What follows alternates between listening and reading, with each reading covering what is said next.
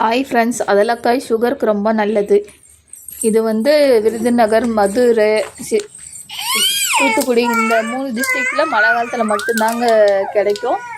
வாங்க எப்படி செய்யலாம்னு பார்க்கலாம். கடாயில் எண்ணெய் வச்சு கடுகு போட்டுக்கோங்க. கடுகு நல்லா பொரியட்டும். பொரிஞ்ச பிறகு உளுத்தம்பருப்பு கொஞ்சம் போட்டுக்கோங்க.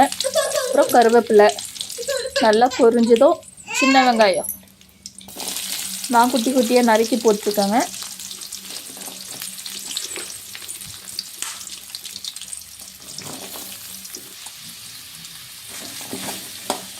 சின்ன வெங்காயம் நல்லா கண்ணாடி பதம் வர வரைக்கும் வதக்கி விடுங்க.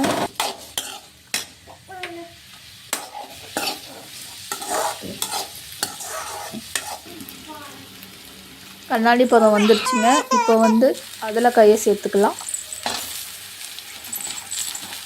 இந்த வந்து பாவக்காயோட தங்கை அப்படின்னும் சொல்லுவாங்க. அப்படின்னா பார்த்துக்கோங்க, கசப்பு இருக்க தான் செய்யும். ஆனால் ரொம்ப ஹெல்த் பெனிஃபிட்ஸ் அதிகமாக இருக்குது.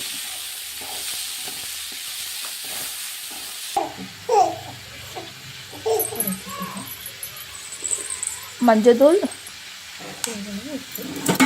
தேவையான அளவு சேர்த்துக்கோங்க.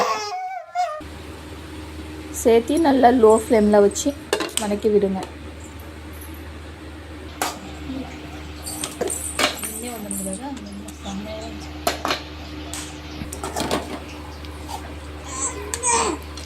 ரெண்டு நிமிஷத்துக்கு ஒரு டைம் நடுவில் கிளறி விடுங்க. நல்லா வெந்த பிறகு மிளகாத்தூள் சேர்த்துக்கலாம்.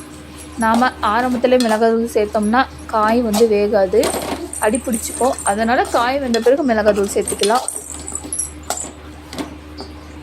அதலக்காய் வந்து நல்லா வெந்துருச்சான்னு பார்த்துக்கலாம். வெந்துருச்சு.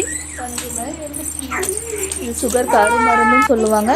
அடிக்கடி செஞ்சு சாப்பிடுங்க. கிடைக்கும் போது தேங்காய் பூ தூவி இறக்கலாம். ரெடி. தேங்க்யூ ஃப்ரெண்ட்ஸ், பாய்.